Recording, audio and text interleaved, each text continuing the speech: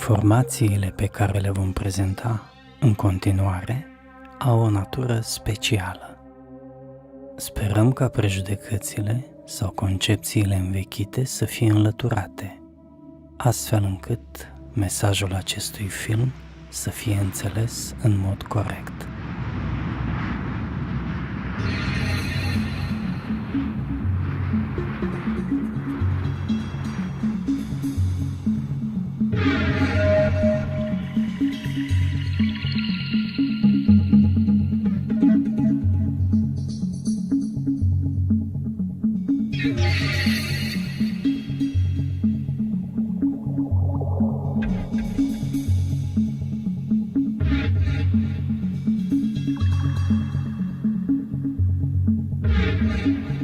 Structura navelor mamă siriusiene este complexă și ea cuprinde mai multe dimensiuni de manifestare.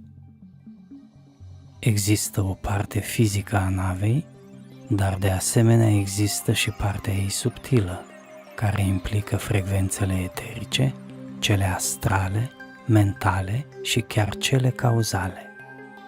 În legătură cu aceste aspecte, explicații detaliate pot fi urmărite în seria noastră de documentare Terra Galactica, episodul 2.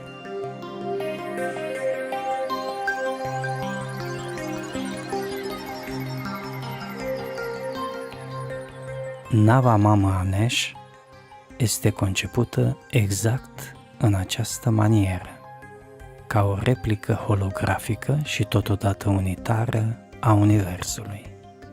Ea reprezintă un tot, ca o ființă ce funcționează pe mai multe nivele de vibrație.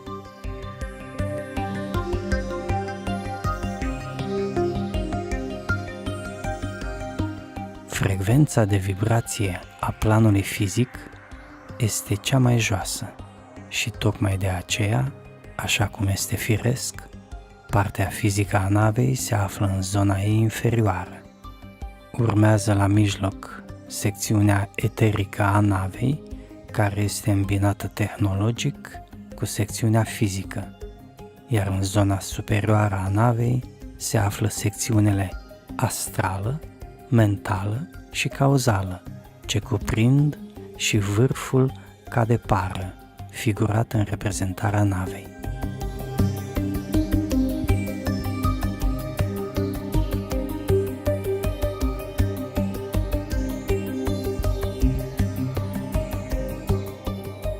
Ceea ce vom expune în continuare este corelat mai ales cu dimensiunea fizică a navei mama a Nesh. Diametrul giganticei nave este aproximativ jumătate din diametrul planetei noastre, iar partea ei fizică reprezintă mai mult de o treime din structura ei, fiind mai mare decât celelalte secțiuni care sunt subtile.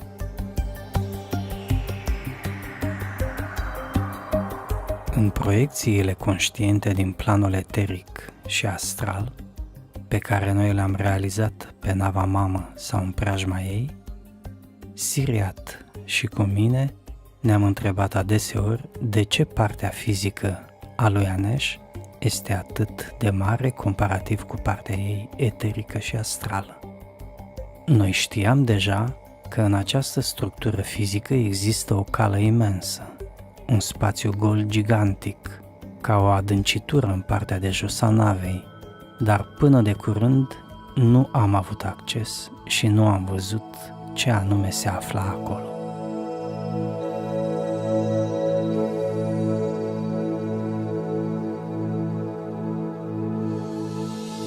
De-a lungul timpului, noi am aflat multe elemente despre structura eterică și astrală a navei mamă, dar prea puține despre cea fizică.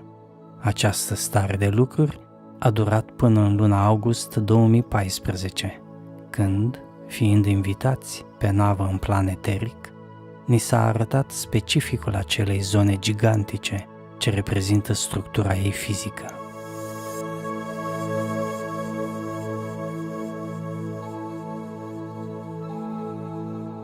Atunci, Nava Mama Aneș ne-a transmis un flash, o imagine a acelei zone, dar simultan parcă am fost de asemenea proiectați în acel spațiu. Cu alte cuvinte, era ca și cum ne aflam realmente în acea zonă, trăiam, simțeam și experimentam tot ceea ce se afla acolo.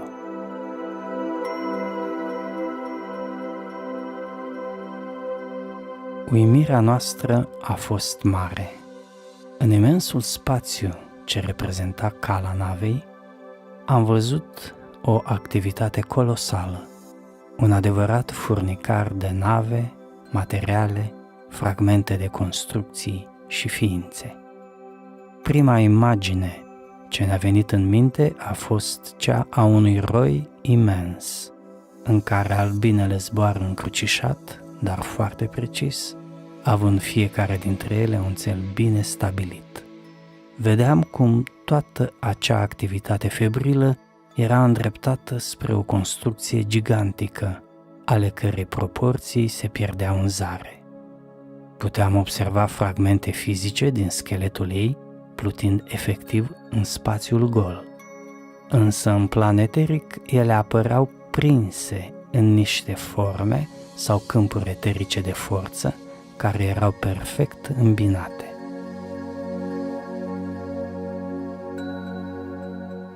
Ne dădeam seama atunci de diferența dintre materia fizică și cea eterică prin faptul că în plan eteric ea apărea cumva translucidă și având uneori anumite irizații în jurul formei. În plus, materia fizică are o radiație mai grosieră, mai tangibilă și acest aspect este imediat sesizat în planul subtil eteric.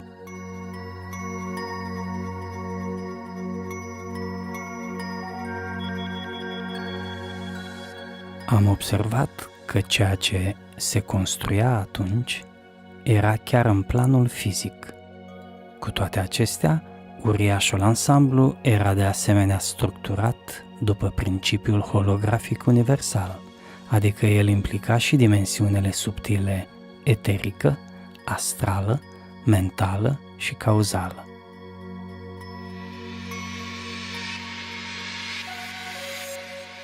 Ființele care lucrau în spațiu la asamblarea acelei construcții veneau și puneau felurite piese, precum cele de Lego, în locul destinat fiecăreia. Spre deosebire de o construcție obișnuită de pe pământ, care se realizează în fabrici sau în uzine, acolo nu era vorba despre un ansamblu de materie amorfă, de șuruburi, piulițe, cadre și alte asemenea elemente specifice tehnologiei contemporane de pe planeta noastră.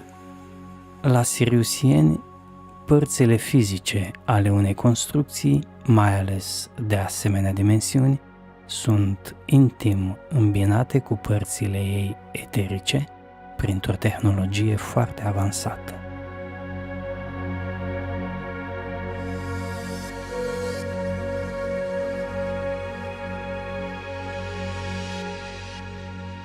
După uimirea inițială, am devenit foarte interesați de faptul că în acel spațiu imens vedeam foarte multe nave care nu erau siriusiene.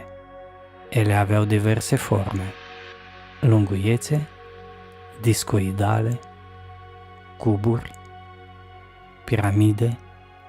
piramide duble rotitoare sau pur și simplu forme neregulate.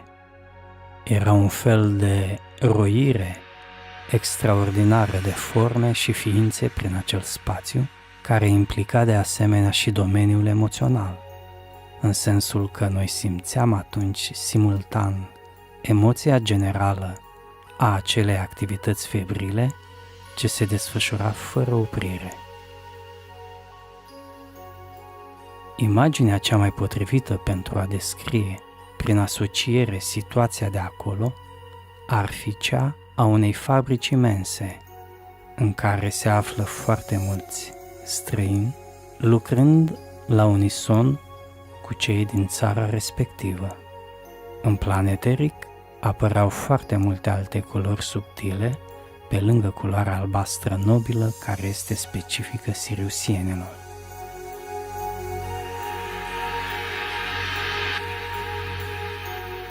Noi vedeam atunci atât structura fizică a ceea ce se construia acolo, cât și elementele energetice din planul eteric ce corespundeau acelei construcții.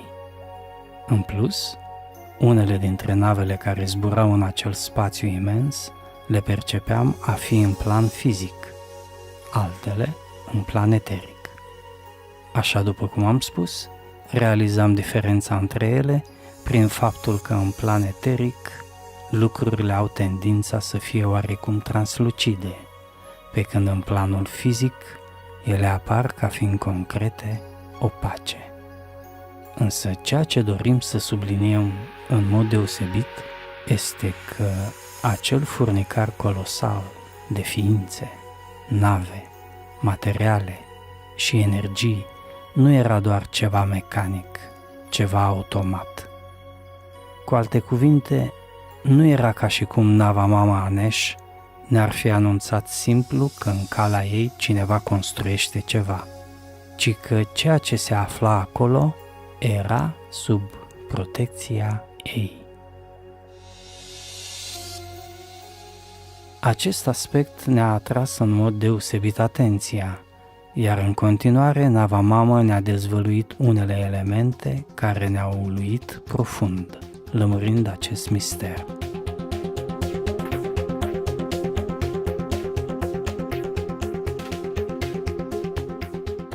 Marea bătălie spațială dintre siriusieni și reptilieni, despre care am vorbit în filmul nostru documentar Conflictul din spațiu, a fost prevăzută de siriusieni ca fiind o linie temporală importantă. Ei au văzut atunci că o imensă flotă a Alianței Răului, în frunte cu reptilienii, urma să-i atace în mod furibund. Însă, tot atunci, au văzut că pe acea linie temporală ei vor colabora cu multe alte civilizații extraterestre benefice. Pentru aceasta, aveau totuși nevoie de un motiv ca ele să se adune și să se înțeleagă toate pentru a realiza ceva anume. Tocmai de aceea, siriusienii au folosit conflictul teribil din spațiu, atât pentru a rezolva problema cu reptilienii și pentru a anihila marea lor flotă malefică, protejând astfel frecvența nouă de vibrație elevată pe care deja au implementat-o în planul eteric al planetei noastre, cât și pentru a aduna într-un proiect comun toate acele civilizații benefice avansate ce făceau parte din alianța lor.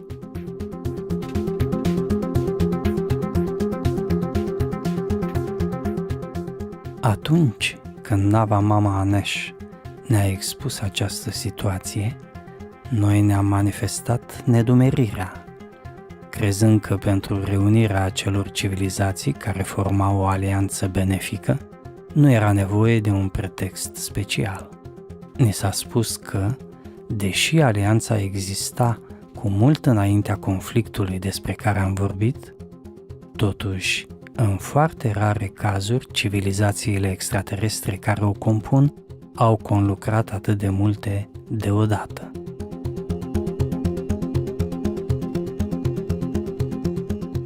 Chiar dacă această alianță cuprinde multe civilizații, totuși, ele nu se reunesc imediat, la comandă, de fiecare dată când sunt solicitate.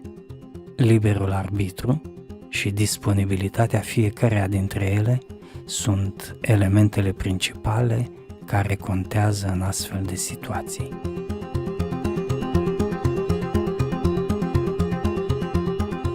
Era deci nevoie de ceva care să fie cu adevărat important pentru a realiza o mobilizare cât mai mare a alianței în vederea făptuirii unui plan tainic, pe care siriusienii îl concepuseră împreună cu o altă civilizație extraordinar de avansată și evoluată spiritual, care este civilizația arcturiană.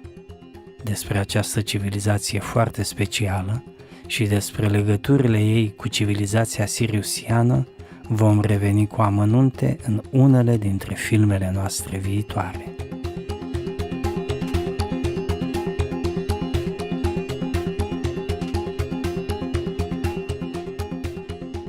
Așadar, în cadrul conflictului din spațiu, siriusienii au permis reptilienilor să distrugă o zonă extinsă din nava Mama Anesh pentru a chema astfel în ajutor civilizațiile din Alianța Benefică. Nava Mama a fost avariată destul de grav, astfel încât a fost nevoie de foarte multe nave care să creeze scutul protector în jurul zonei afectate, să aducă plasmă din soare și să înceapă repararea acelei zone, până când nava mamă însăși a putut să se deplaseze pentru a se alimenta cu plasmă din soare.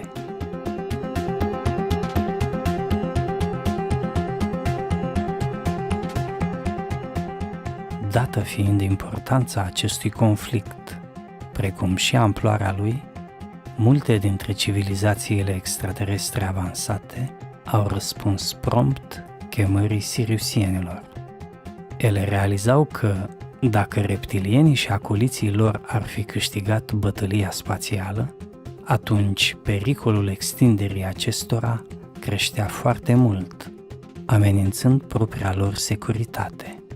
De aceea, prezența civilizațiilor din Alianța Benefică a fost masivă, iar cu acea ocazie, siriusienii le-au dezvăluit unele elemente despre modul în care ei construiesc navele spațiale.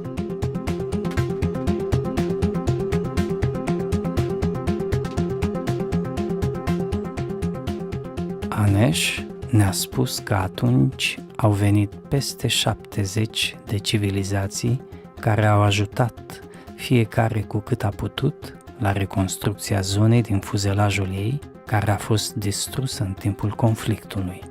Cele 4 nave foarte mari, în formă de sferă, pe care noi le-am văzut în preajma lui Anesh, erau civilizațiile foarte avansate din Alianța Benefică. Ele au fost primele care au venit imediat după începerea conflictului, fiind urmate de multe alte nave mai mici ce aparțineau altor civilizații.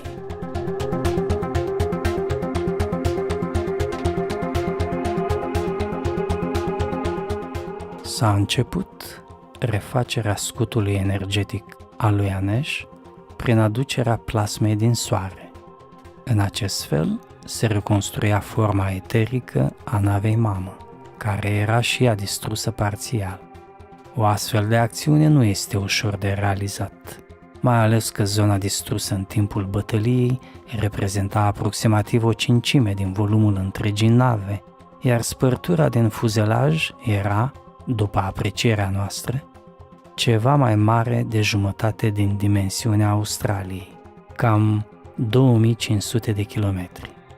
Pentru a reface structura energetică și vitală a navei mamă în acea zonă și pentru a putea conlucra cu celelalte civilizații din Alianța Benefică, siriusienii trebuiau să-și armonizeze propriul lor corp eteric cu cel al ființelor din civilizațiile respective ale Alianței.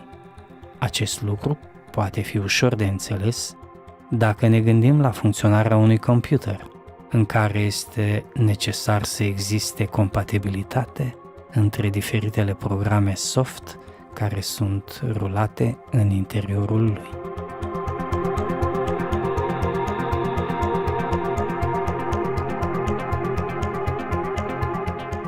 În această idee, înțelepții fiecărei civilizații ce era atunci prezentă în spațiul bătăliei cosmice s-au întâlnit cu siriusienii și au hotărât să contacteze ființa cauzală care este însăși nava mamă siriusiană, sau, altfel spus, ființa cauzală sursă a lui Anesh. Atunci când vorbim despre Anesh, ea reprezintă manifestarea efectivă a navei, dar ființa care a făcut posibilă construcția acestei nave mamă este o ființă din planul cauzal. Prin urmare, nava mamă Anesh este manifestarea acestei ființe, un fel de întrupare a ei. Totuși, Anesh reprezintă doar o ramură, o parte a acestei ființe cauzale, pentru că aceasta poate avea multe alte manifestări sub diverse forme în cadrul Universului.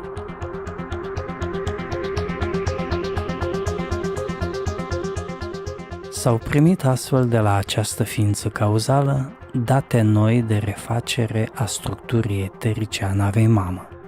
Apoi au fost aleși purificatorii, precum și ființele siriusiene care lucrau la tehnologia navei mamă, ce rezonau cel mai bine cu aceste noi date.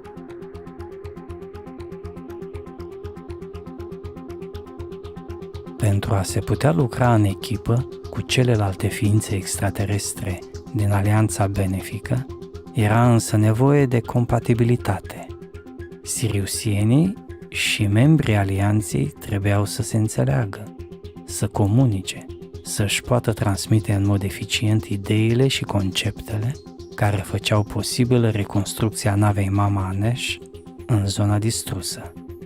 Era deci necesar să existe o așa zisă compatibilitate de echipă, să știe fiecare în orice moment unde, ce și cum să acționeze în operațiunea foarte complicată de refacere a navei mamă.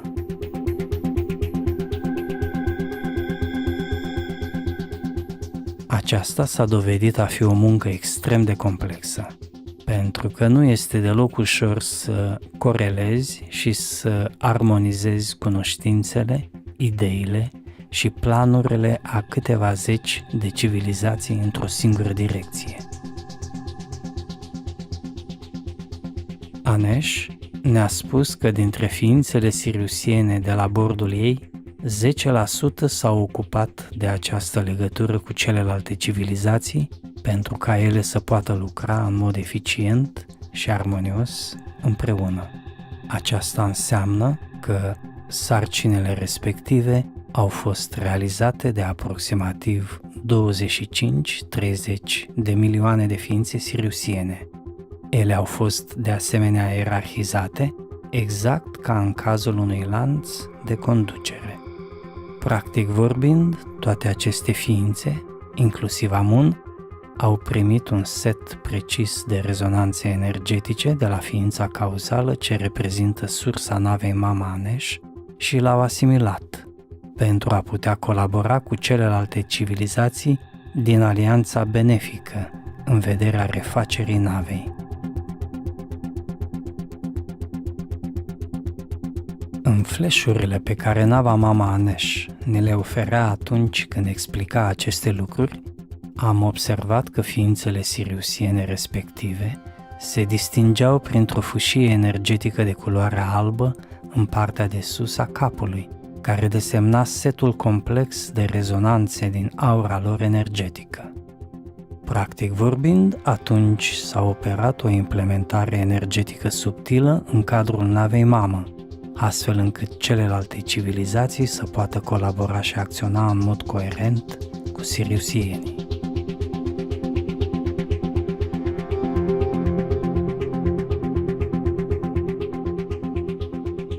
Din cele ce ne-a prezentat Anesh, pasul următor în desfășurarea operațiunii de reconstrucție a zonei avariate a fost cel al aducerii plasmei solare, absolut necesară pentru refacerea resurselor energetice la acel nivel. Noi am observat că navele care aduceau plasmă intrau în câmpul energetic al lui Anesh, în interiorul ei, în dreptul spărturii imense din fuzelaj, și apoi se opreau în diferite locuri ale acesteia. În plan eteric se putea observa că acolo există deja o anumită formă. Vedeam atunci cum din forma respectivă apăreau un fel de valuri de lumină, care mai apoi erau absorbite de Anesh. Absorbția energiei plasmatice se făcea direct în plan eteric, totdeauna în formă spiralată, prin așa numitele vene energetice ale lui Aneș, care erau ca niște conducte mai strălucitoare. Ceea ce ne-a uimit însă foarte mult era faptul că această extraordinară conversie instantanee a plasmei în energie eterică și apoi absorbția ei în structura energetică a navei, în zona distrusă, se făcea atom cu atom. Acest proces este greu de imaginat cum ar putea avea loc în planul fizic, însă în planul eteric el putea fi distins în mod clar. De altfel, una dintre caracteristicile tehnologiei siriusiene la construcția navelor spațiale este aceea că structurile substanțelor și metalelor, în special titan și aur, care sunt folosite pentru realizarea părții fizice a construcției, sunt monoatomice.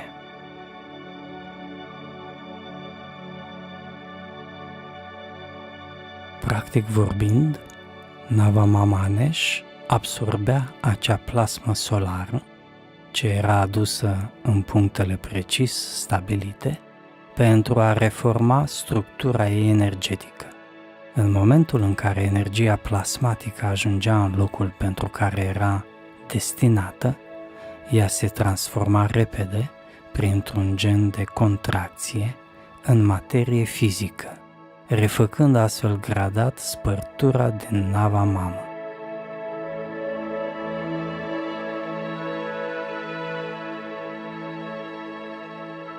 În jurul unor astfel de manifestări energetice, care implicau transformarea energiei plasmatice în materie fizică, roiau nenumărate alte nave mici și drone, de felurite mărimi și forme, care susțineau și ajutau tehnologic procesul prin crearea unor câmpuri rotitoare, astfel încât orbitalii atomilor de plasmă să fie legați unii de alții în mod corect. Astfel, atunci când plasma solară era extrasă din navele care o aduceau, se făcea exact piesa de care era nevoie în cadrul refacerii navei mamă, până la ultimul ei atom. Prin urmare, transporturile de plasmă nu erau deloc arbitrare. Nimic nu se realiza după ochi, ci exact cât trebuia pentru piesa sau secțiunea respectivă din nava mamă, care trebuia refăcută. Tocmai de aceea, era necesar să existe o foarte bună coordonare și rezonanță de stare mentală între siriusieni și celelalte civilizații din alianță, pentru ca aceste acțiuni complexe să fie realizate în mod perfect. Am putut observa atunci că exactitatea cu care se lucra în această direcție era uluitoare.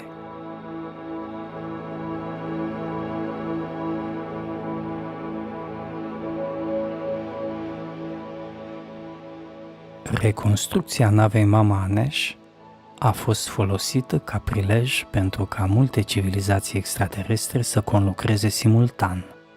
În timp ce Alianța Benefică refăcea nava mamă acolo unde a fost lovită și avariată, siriusienii împreună cu arcturienii au propus o nouă idee foarte interesantă de colaborare. Această idee se refera la construirea unei alte nave cu o destinație foarte specială, în directă legătură cu evenimentele ce urmează să se petreacă pe planeta noastră. Aneș ne-a explicat că, pentru a se ajunge la construcția acestei noi nave, siriusienii au permis manifestarea conflictului din spațiu cu reptilienii, avarierea navei Mama Aneș și apoi reconstrucția ei în zona afectată, pentru a se crea astfel premisele necesare unei astfel de propuneri. Altfel, ar fi fost foarte dificil să se convingă atât de multe civilizații să se reunească, să se armonizeze, să se coreleze și mai ales să fie interesate pentru o astfel de colaborare de proporții. Siriat a întrebat atunci de ce nu puteau siriusienii să construiască singuri acea navă specială fără ajutorul altor civilizații. La urma urmelor, nava respectivă nu urma să fie o navă mamă, deci ar fi pus mult mai puține probleme de ordin tehnologic și conceptual.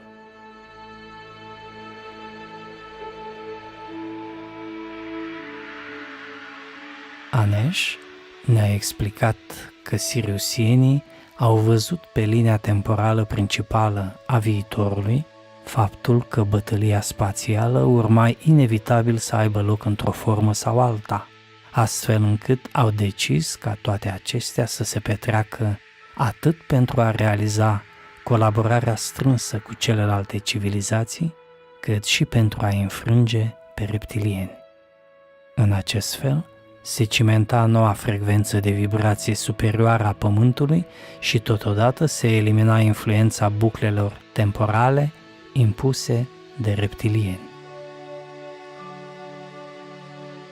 Prin urmare, se poate spune că din partea siriusienilor a fost o mișcare pluridimensională, foarte complexă, care servea mai multe țeluri.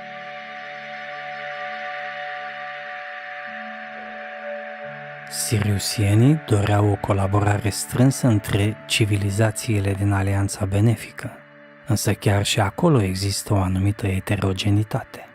Nu toate civilizațiile sunt la nivelul siriusienilor, arcturienilor sau pleiadienilor. Există și civilizații benefice, al căror nivel de înțelegere și reacție este mai mic, însă chiar și așa, acestea sunt cu mult mai dezvoltate decât civilizația umană. Prin urmare, dacă ar fi fost chemate să contribuie la construcția unei nave imense, poate că ele nu ar fi vrut, deoarece le-ar fi lipsit o motivație clară. E adevărat că aceste civilizații au și ele înțelepții lor, totuși ei sunt destul de puțini, iar rezistența de opinie la astfel de civilizații poate provoca întârzieri în acțiune. Situația conflictului spațial a reprezentat însă un caz de forță majoră și a determinat reunirea a zeci de civilizații într-o colaborare strânsă.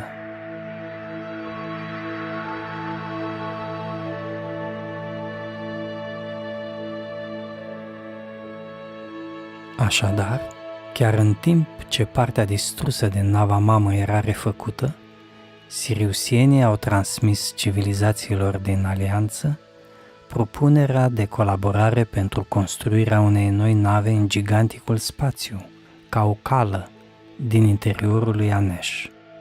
Spațiul din partea de jos a navei mamă este ușor bombat și gol, pentru că acolo sunt câmpuri magnetice imense, unde forma fizică nu rezistă prea mult timp.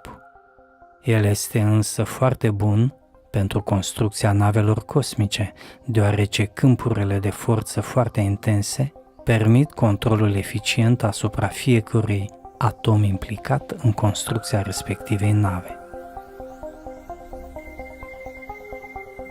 Planul lor, conceput împreună cu civilizația arcturiană, întârzie pentru o perioadă de timp apariția navelor uriașe pe cerul planetei noastre pentru a ajuta umanitatea. Majoritatea oamenilor de pe planeta noastră este atât de speriată și de ignorantă în ceea ce privește existența ființelor extraterestre, încât reacția ei de panică într-un astfel de scenariu ar strica și ceea ce a fost realizat până acum în direcția evoluției umanității. Aproape sigur, guvernele lumii și în special cele ale marelor puteri ar ataca imediat navele extraterestre de pe cer și atunci s-ar crea un adevărat haos la nivelul populației Pământului.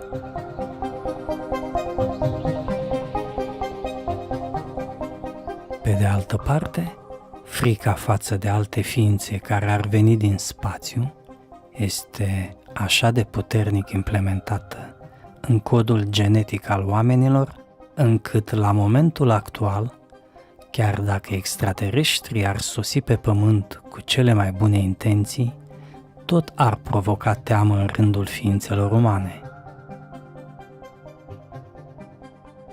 Ființele extraterestre benefice nu pot trece peste această manifestare și tocmai de aceea ele preferă să se retragă, respectând reacția oamenilor. Aceasta este rațiunea pentru care siriusienii urmăresc să se adapteze cât mai bine din punctul de vedere al interacțiunii cu ființele umane, astfel încât acestea să nu se sperie, dar nici să nu fie dezinteresate. Totuși, siriusienii nu își pot doza nici ei sub o anumită limită capacitățile pe care le au, deoarece, pe de o parte, aceasta nu e în firea lucrurilor, iar pe de altă parte, oamenii înșiși trebuie să facă anumite eforturi pentru a înțelege în mod corect situația actuală și a evolua.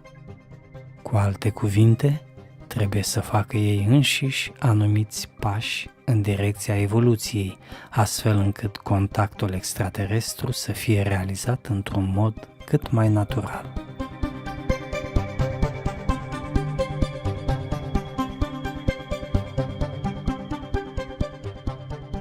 Prin urmare, având în vedere aceste aspecte și condiția actuală a omenirii, siriusienii au avansat următoarea idee. Deocamdată, contactul direct cu umanitatea nu poate să aibă loc cu navele pe cer și cu prezența naturală a ființelor extraterestre printre oameni. Atunci, ei au propus să fie creat un dispozitiv sofisticat cu o tehnologie foarte avansată care să filtreze într-o primă etapă emisiile lor energetice către oameni până la momentul în care se vor putea manifesta liber și fără nicio problemă pe pământ. De asemenea, același dispozitiv să amplifice ceea ce pot manifesta oamenii către siriusieni și către alte civilizații benefice din alianță. Cu alte cuvinte, acea tehnologie ar trebui să fie capabilă să amplifice forța și capacitățile ființelor umane care doresc să stabilească în mod benefic contactul cu civilizațiile alianței. Totodată, ea ar trebui să micșoreze impactul energetic care ar putea deranja psihicul ființei umane atunci când ființele extraterestre benefice ar lua legătura cu oamenii. Practic vorbind, o astfel de tehnologie foarte avansată ar face mult mai tangibil contactul dintre extraterestri și oameni și totodată ar pregăti cu succes drumul pentru realizarea contactului fizic efectiv cu civilizațiile extraterestre.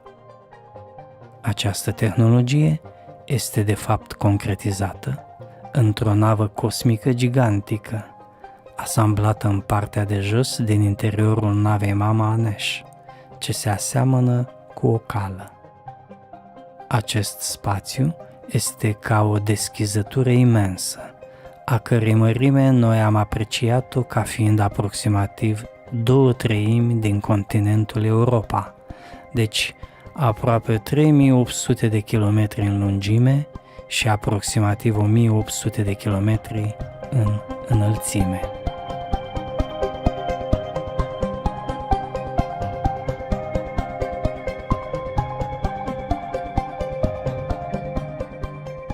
În momentul în care siriusienii au propus acest nou plan, ei au propus de asemenea ca de atunci înainte fiecare civilizație a alianței care a luat parte la acea acțiune să desemneze din cadrul ei anumite ființe care sunt dispuse să întâlnească și să comunice personal cu ființele umane. Aceasta înseamnă că fiecare ființă de pe pământ care are un nivel adecvat de vibrație a conștiinței și care își dorește aceasta, însă nu ca o simplă curiozitate, ci cu o autentică emoție sufletească, va putea avea un contact direct cu ființe extraterestre din Marea Alianță Benefică, din care fac parte și siriusienii.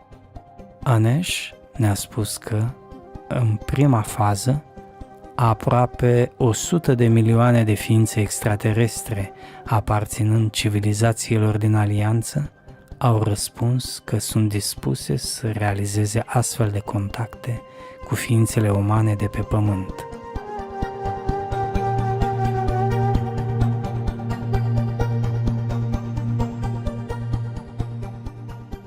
Această navă specială a început să fie construită în cala navei Mama Anesh, pentru că ea este uriașă și pentru că acolo pot să muncească în comun, la construcția ei, toate civilizațiile din Alianța Benefică.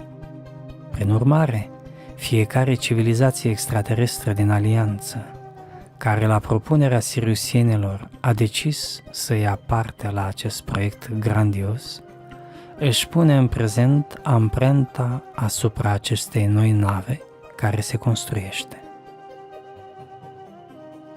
Aceasta este de fapt adevărata miză, nu construcția efectivă a navei. Important este să existe un conglomerat de energii și rezonanțe complexe asociat noii nave, pentru ca aceasta să poată realiza cât mai bine și mai complex schimbul energetic emoțional cu locuitorii Pământului, mediind astfel contactul extraterestru dintre aceștia și ființele din Alianța Benefică Extraterestră.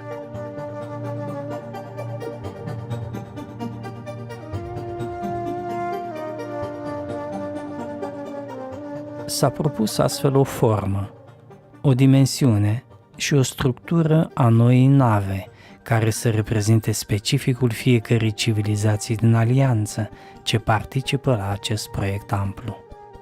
Forma navei a fost stabilită ca fiind perfect rotundă atunci când este privită de sus, iar atunci când este privită din lateral să fie de forma unei lentile perfecte care este concavă.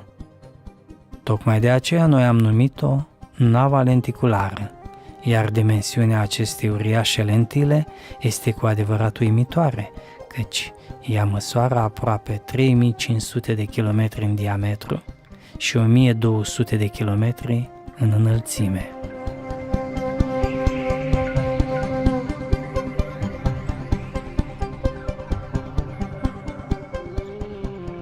Nava lenticulară reprezintă de fapt un filtru emoțional prin care fiecare ființă extraterestră, cu tehnologia de care dispune, poate să transmită de pe nava ei o undă energetică spre nava lenticulară, iar aceasta la rândul ei să transmită pe Pământ, la ființa umană care este vizată, o stare emoțională precisă, un gând sau o imagine.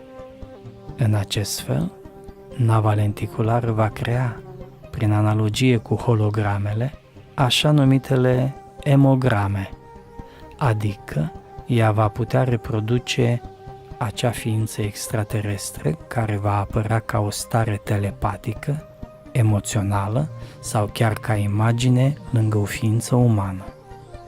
Starea sau imaginea reprodusă va fi atunci o ființă subtilă eterică ce va transmite telepatic gânduri și emoții.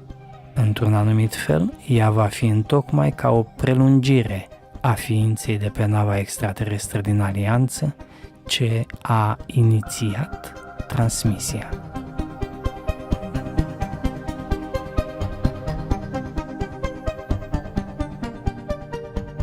Prin intermediul navei lenticulare, unda energetică complexă va fi focalizată pe Pământ spre ființa umană, căreia îi este destinată.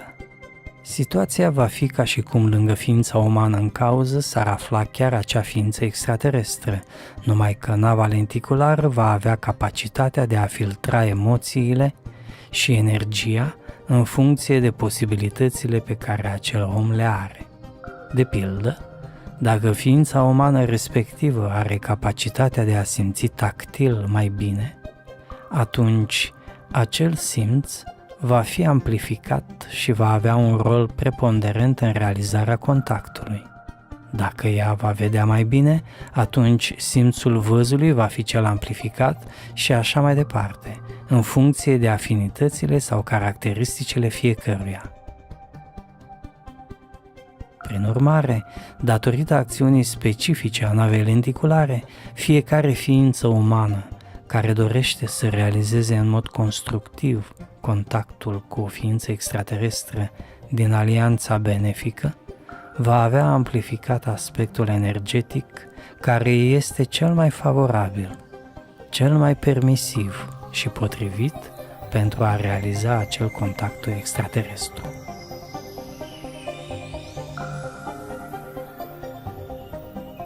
Imaginea ființei extraterestre va fi atunci ca un fel de hologramă, dar mai complexă decât aceasta. Ea nu va avea consistență fizică, dar dacă se va trece cu mâna sau cu trupul prin ea, imaginea respectivă va fi capabilă să inducă emoțiile și trăirile acelei ființe extraterestre pe care ea vrea să le transmită ființei umane cu care stabilește contactul. Comunicarea se va putea realiza însă și telepatic sau verbal. Cu alte cuvinte, imaginea ființei extraterestre care va fi atunci proiectată lângă ființa umană va avea propria ei radiație, ca și cum s-ar simți aura unei persoane și se va comporta exact ca și originalul ei de pe nava extraterestră.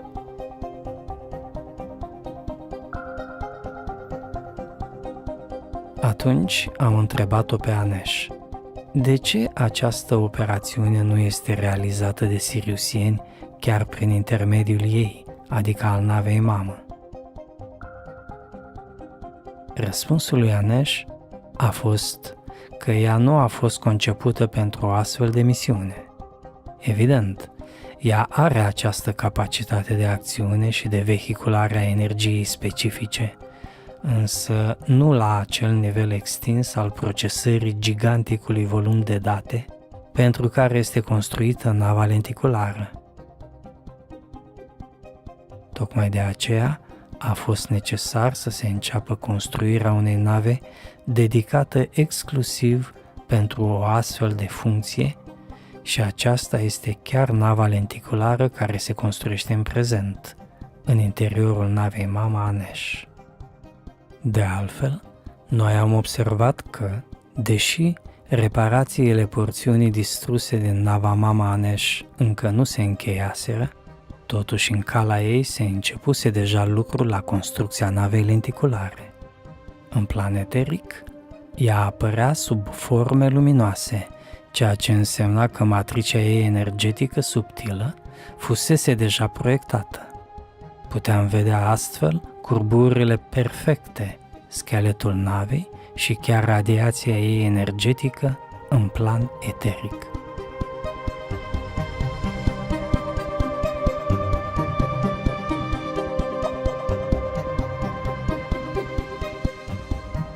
Anesh ne-a spus că nava lenticulară va avea inteligența ei proprie, adică ea se va perfecționa pe măsură ce va lua contact cu ființele umane în modul pe care l-am descris. Cu alte cuvinte, se va autoperfecționa, fiind ea însăși o ființă. Întregul proces al construcției ne-a fost prezentat ca o naștere a navei lenticulare în interiorul navei mama Anesh, în cala acesteia, care joacă rolul unui sui generis uter matern gigantic.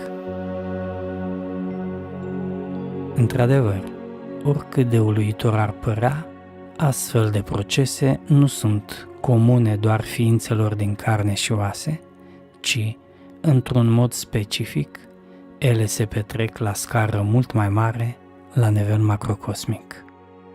De exemplu, la nivel stelar, întâlnim aproape pretutindeni în univers sisteme de stele, așa zis, duble sau chiar triple, ori mai complexe decât atât, ce reprezintă forme de conviețuire cosmică a acestor gigantice corpuri cerești conștiente. De-a lungul timpului, ele nasc copii sub forma feluritelor tipuri de planete, apoi acestea, la rândul lor, nasc sateliți naturali, care devin astfel nepoții stelelor din acel sistem și așa mai departe. Desigur, aceste nașteri nu rezultă în modul uman cunoscut, fiind niște procese cosmice adecvate realităților interstelare. Însă, esența fenomenului este aceeași pe care o întâlnim în viața de zi cu zi în societatea umană. Faptul că cei mai mulți oameni nu pot să conceapă astfel de realități extraordinare ale vieții universale se datorează doar ignoranței lor și prejudecăților pe care le au. Jocul cosmic al giganticelor corpuri cerești este aidoma jocului vieții în societatea noastră, reproducând multe dintre caracteristicile și emoțiile umane, însă la scara gigantică a spațiului și timpului.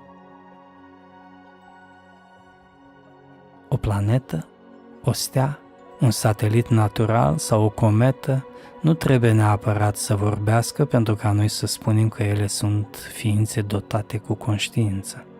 Luptele interne din cadrul unui sistem solar pentru a dobândi locul pe anumite orbite în jurul stelei respective, ciocnirile violente sau pedepsele pe care stelele le aplică uneori familiilor de planete pe care ele le guvernează, toate acestea și încă multe alte fenomene extraordinare ce pot fi asociate unor trăiri, acțiuni și emoții din viața umană, sunt realități foarte palpabile pe care astronomii și astrofizicienii nu le înțeleg și nu le intuiesc deocamdată.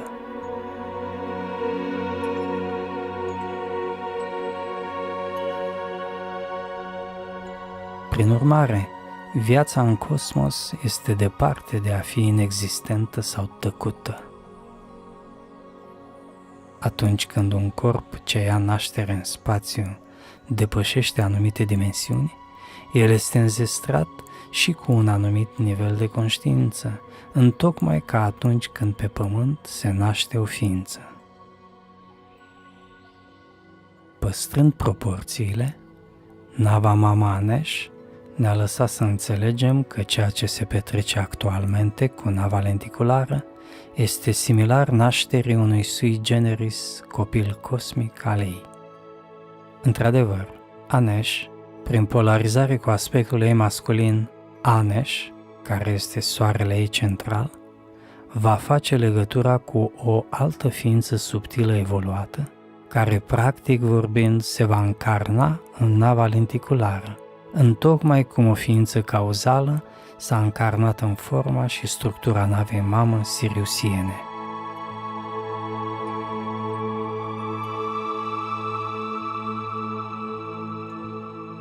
Anesh ne-a spus că ființa care se va încarna în nava lenticulară este o entitate cauzală foarte complexă, tocmai pentru că este nevoie ca ea să poată corela și media mai multe civilizații, mai multe tehnologii în ea însăși.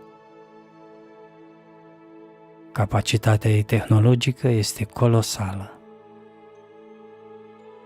Deși Anesh nu ne-a specificat în mod clar, noi bănuim că este vorba de câteva dispozitive precum niște computere cuantice enorme care vor deservi giganticul flux de informații extrem de complexe ce vor trebui să fie gestionate simultan.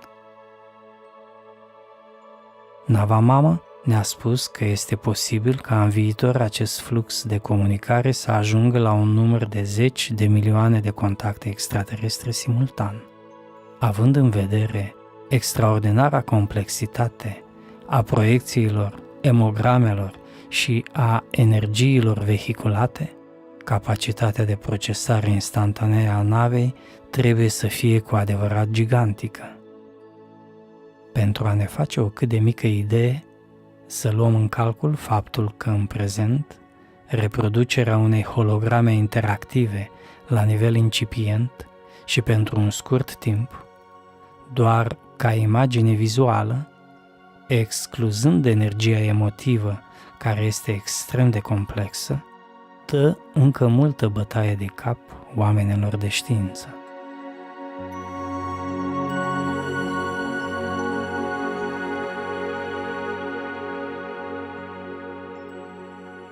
Anesh a dorit, de asemenea, să ne ofere o experiență foarte specială.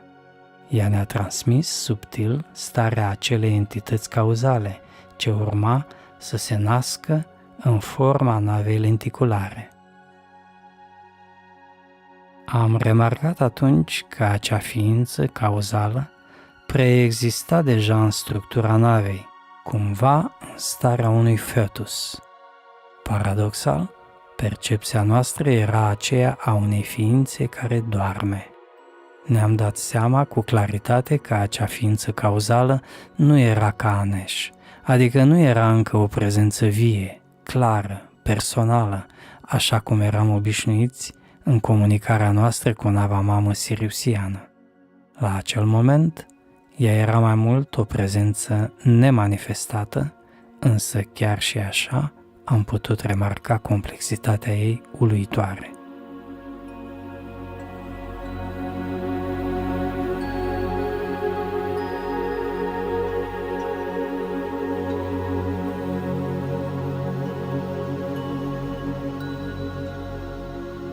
Anesh ne-a spus că, după ce construcția va fi încheiată, nava lenticulară va ocupa o poziție între Pământ și Lună, cam la jumătatea distanței dintre acestea, foarte puțin mai înspre Lună.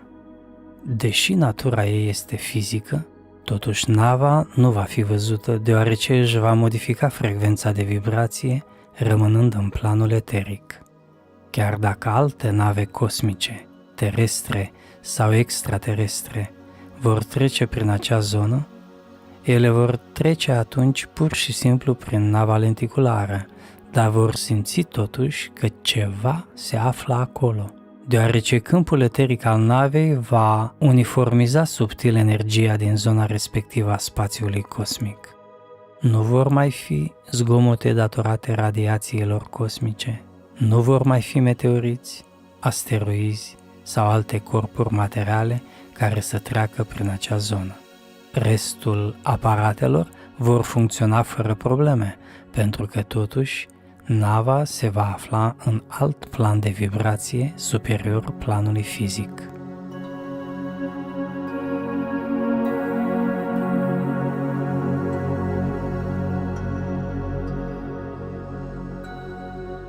Anesh ne-a spus de asemenea că planul de construcție a navei lenticulare nu ar fi fost posibil dacă nu s-ar fi realizat în prealabil unificarea frecvenței câmpului magnetic al Pământului cu cel al Soarelui și Lunii, prin intermediul cometei Ison. Ea a spus că deja sunt influențe energetice majore care vin din mijlocul galaxiei, iar acestea sunt preluate de Soare, care le transmite mai departe planetelor din sistemul nostru solar. Pământul poate beneficia acum de aceste influențe extraordinar de puternice, deoarece câmpul lui magnetic este aliniat cu cel al Soarelui și Lunii, adică frecvența lui este armonizată cu frecvența câmpului magnetic al Soarelui și cu cel al Lunii, ceea ce face ca aceste corpuri cerești să fie în legătură armonioasă cu emisiile energetice din mijlocul galaxiei. Această aliniere cosmică ușurează foarte mult transmiterea emoțiilor și undelor telepatice pe frecvența Pământului. Dacă nu s-ar fi ajuns la unificarea câmpurilor magnetice care să vibreze în armonie, ar fi fost necesară o continuă procesare din partea navei lenticulare pentru a se alinia cu frecvența diferită a Pământului, de fiecare dată când se transmitea ceva. Acest proces ar fi încărcat foarte mult cantitate de informație care se va vehicula prin intermediul navei lenticulare și, în plus, el nu ar fi fost stabil.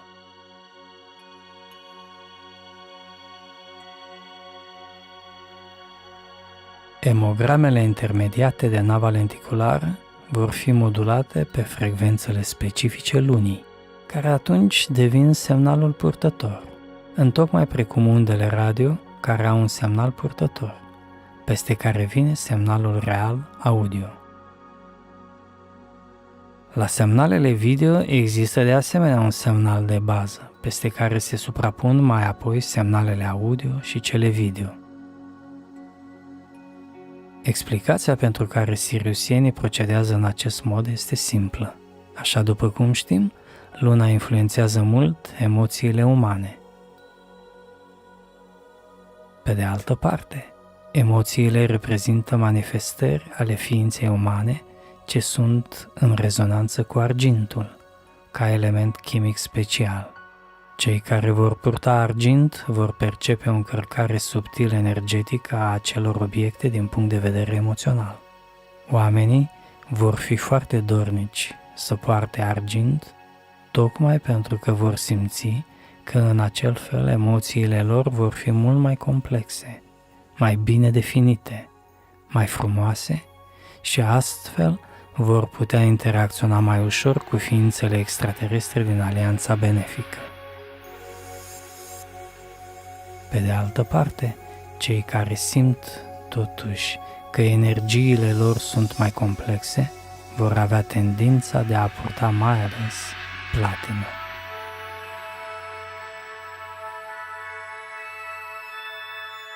Siriusienii și cei din alianța benefică vor transmite modulat pe frecvența lunii și dintr-un alt motiv.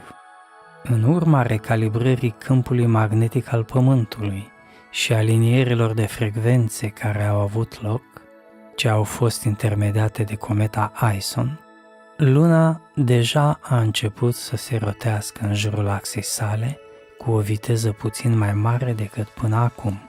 Faptul că noi eram obișnuiți să vedem permanent o singură față a lunii era datorat mișcării reciproce dintre Pământ și lună. Mai bine zis, datorită faptului că viteza de revoluție a lunii în jurul Pământului este egală cu viteza de rotație în jurul axei ei proprii, noi vedem aproximativ aceeași față a satelitului natural, adică mereu doar jumătate din suprafața lunii. În realitate, în unele etape ale rotației în jurul Pământului se poate observa chiar mai mult de jumătate din suprafața lunii, aproximativ 59%. Și, în plus, partea pe care nu o vedem nu este întunecată, așa cum se spune, ci ea este luminată de asemenea de soare în timpul zilei lunare care îi corespunde. Totuși, de pe Pământ noi nu vedem aceasta datorită sincronizării celor două viteze de rotație ale lunii, care o face să ne arate doar o singură parte a suprafeței ei. După alinierea câmpurilor magnetice, angrenajul energetic între Pământ și Lună s-a modificat față de situația de până acum, astfel încât viteza unghiulară a Lunii nu se mai aliniază exact cu viteza ei de rotație în jurul Pământului. Relativa de sincronizare între aceste două viteze de rotație ale Lunii era valabilă și până acum, datorită distanței diferite la care se află Luna de Pământ atunci când ea se rotește în jurul acestuia, pentru că orbita ei nu este un cerc perfect, ci mai degrabă o elipsă. Aceasta face ca în punctele extreme de apropiere sau depărtare a Lunii de Pământ, influențele mareice dintre cele două corpuri cerești să se combine astfel încât să rezulte acest relativ decalaj, iar atunci noi să putem observa chiar mai mult de jumătate din suprafața Lunii. Totuși, diferența față de situația actuală după alinierea frecvențelor de vibrație ale câmpurilor magnetice, este aceea că, dacă până acum desincronizarea avea un ciclu stabil, adică se producea și apoi revenea la condiția sincronă, după luna iulie 2014, când a avut loc armonizarea completă dintre câmpul magnetic al Pământului și câmpul magnetic al Lunii, acest aspect nu mai este valabil. Cu alte cuvinte, Luna a început să se rotească astfel încât să expună tot mai mult suprafața ei, care până acum nu era vizibilă. Desincronizarea de aproximativ 9 grade care exista până acum va rămâne în virtutea mișcării reciproce dintre Pământ și Lună, însă îi se va adăuga în mod gradat rotația suplimentară a Lunii, determinată de alinierea câmpurilor magnetice dintre Pământ, Soare și Lună. Anesh ne-a spus că această rotație suplimentară a Lunii, care deja a început, este de aproximativ 1 grad la 10 ani. Aparent, nu este o valoare mare, însă efectul va deveni vizibil peste mai mulți ani, atunci când oamenii de știință vor observa și vor măsura efectiv acest fenomen.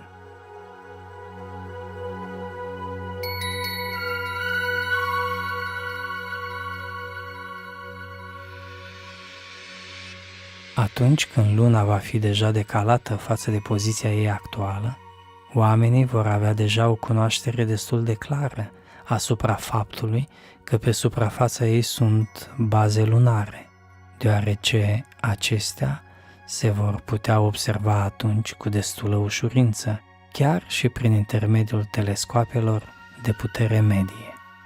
Ele vor permite să se identifice pe Lună unele cercuri misterioase cu raze, ori construcții gigantice artificiale.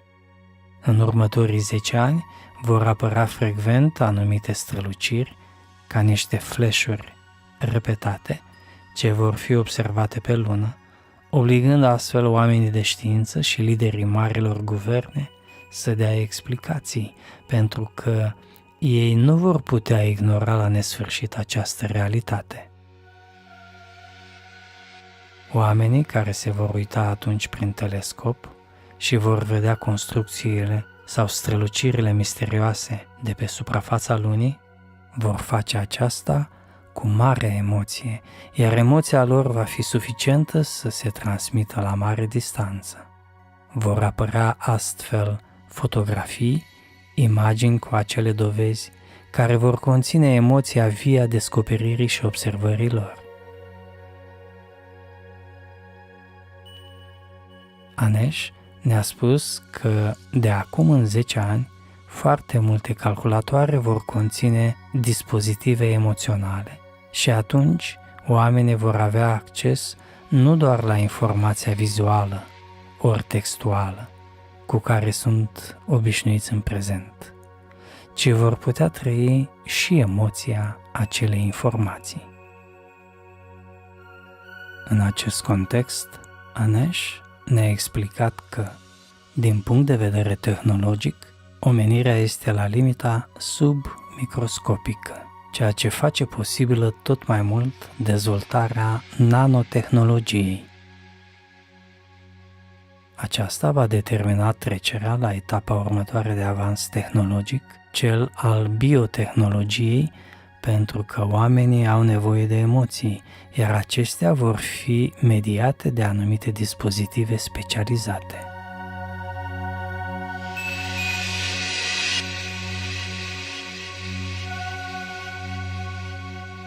Televizoarele vor avea și ele un dispozitiv intern al emoțiilor ce însoțesc informațiile vizuale pe ecran și ele vor putea fi accesate sau nu, la voință, de către oameni. Aceste aparate vor funcționa la frecvențe joase, dublate de frecvențe înalte și vor transmite direct neuronal, inducând la nivel de sinapse o anumită frecvență ce se va asocia cu o trăire individuală. De pildă, un erou dintr-un film va transmite spectatorului starea lui specifică, iar cel care urmărește acel film se va simți el însuși infuzat atunci de acea energie extraordinară, trăind din plin efectul ei în propria ființă. Aceasta va fi însă valabil doar pentru cei care au dinamizat în ei înșiși acea frecvență specifică, pentru că și aici va exista o segregare. Unii vor alege să trăiască emoții negative, în timp ce alții se vor bucura intens de emoțiile pozitive. Prin urmare, așa cum am specificat și în alte filme ale noastre, în timpurile care vor veni, aproape totul va fi o problemă de alegere individuală. Din această cauză, cei care sunt orientați benefic vor dori să trăiască stări deosebit de frumoase și cei care prin intențiile lor nutresc stări malefice vor fi atrași de trăiri și evenimente negative. Printre altele, Anesh ne-a specificat că aceste tehnologii sunt implementate în paralel cu dorința umană de a vedea în format 3D. Curbarea ecranelor unor televizoare mari nu este întâmplătoare. La capetele lor se vor monta mici dispozitive ce vor putea crea forme holografice, ce vor scoate în evidență o imagine ca și cum ea ar fi tridimensională. Această tehnologie, împreună cu cea de emisie emoțională, reprezintă un salt evolutiv al dispozitivelor pe care le vom avea nu peste mult timp la îndemână.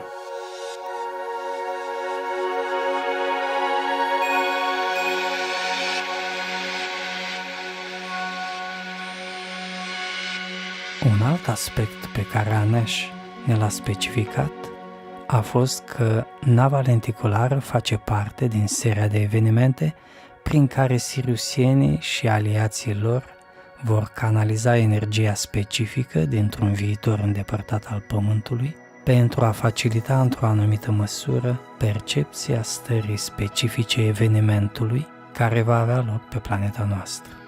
Această extraordinară proiecție energetică din viitor va fi destinată celor care sunt pregătiți lăuntric să primească și să înțeleagă o astfel de stare, aspect despre care am vorbit în filmul Cronovizorul eteric.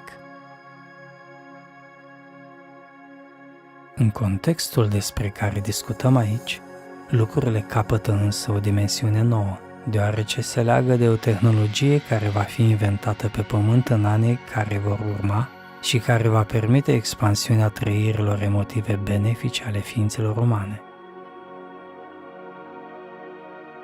Explicația pe care Anesh ne-a oferit-o în această direcție este că vehicularea unor energii atât de mari și complexe între civilizațiile extraterestre și pământeni, prin intermediul navei lenticulare, va atinge un anumit prag, astfel încât să poată deschide acel portal prin care se va absorbi energia din viitor care va fi adusă în prezent. Atunci, mulți oameni nu vor mai fi șocați de ceea ce vor trăi cu intensitate, deoarece ei deja vor fi obișnuiți cu realitatea contactului extraterestru prin intermediul navei lenticulare. Ni s-a spus, de asemenea, că siriusienii ar putea infuza ei înșiși energia benefică respectivă, dar atunci nu ar mai fi același lucru cu situația în care ea va trece prin frecvențele care sunt specifice Pământului. Ei au demarat acest plan gigantic pentru a implica multe alte civilizații extraterestre în evoluția umanității. Ideea este că cei care doresc să realizeze lucruri minunate în viață și să ascensioneze spiritual vor constitui o masă comună de ființe care gândesc și rezonează cu aceste adevăruri superioare și, prin intermediul acestei inedite comunicări cu ființele extraterestre, vor începe să se separe de masa inerțială și întunecată a ignoranței, materialismului și reavoinței celorlalți. Tuturor li se oferă această oportunitate de a face pasul înainte, de a evolua. Dar cu toate acestea, doar o parte din omenire va adera la aceste realități superioare.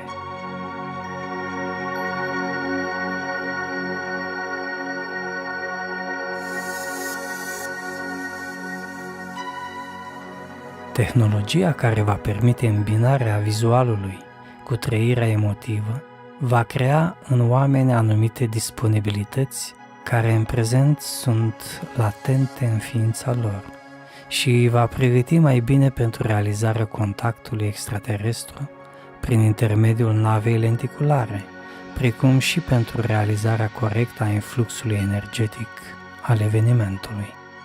Dispozitivele respective vor induce feluri de frecvențe specifice care definesc emoțiile umane, mai ales că acum știința modernă știe destul de bine care sunt frecvențele la care se manifestă principalele stări emotive ale omului: bucurie, teamă, pace lăuntrică, relaxare și altele. Anesh ne-a spus că noua tehnologie va implica un sistem care va emite din spatele boxelor audio, îmbinând corect frecvențele foarte joase cu cele foarte înalte. Ea ne-a mai transmis că foarte multe dispozitive tehnologice vor avea o formă curbată, adică vor avea ecranele ușor curbate, ca o antenă parabolică. Telefoanele, televizoarele, computerele, tabletele, toate acestea vor avea atașate niște plăcuțe piezoelectrice care vor transmite în domeniul ultrasonic. Anesh ne-a arătat într-o succesiune de flash-uri aceste piese tehnologice și ne-a prezentat chiar și procesul prin care acele dispozitive vor emite. Calculat după distanța la care se află cel care privește, ele vor emite în condiții obișnuite, de pildă dacă ființa umană este în casă, la o distanță de aproximativ 2 metri. Cei care se vor afla la o distanță mai mare în jur nu vor simți nimic sau vor simți foarte puțin, deoarece fluxul emisiv va fi oarecum unidirecționat.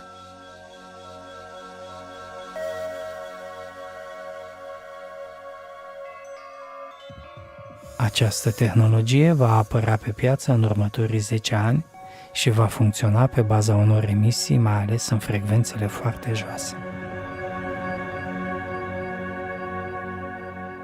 Plăcuțele care vor sta la baza concepției unor astfel de dispozitive vor fi nanometrice și independente. Ele vor transmite de sub boxele audio sau din spatele lor, în funcție de locul în care va fi montat dispozitivul tehnologic respectiv.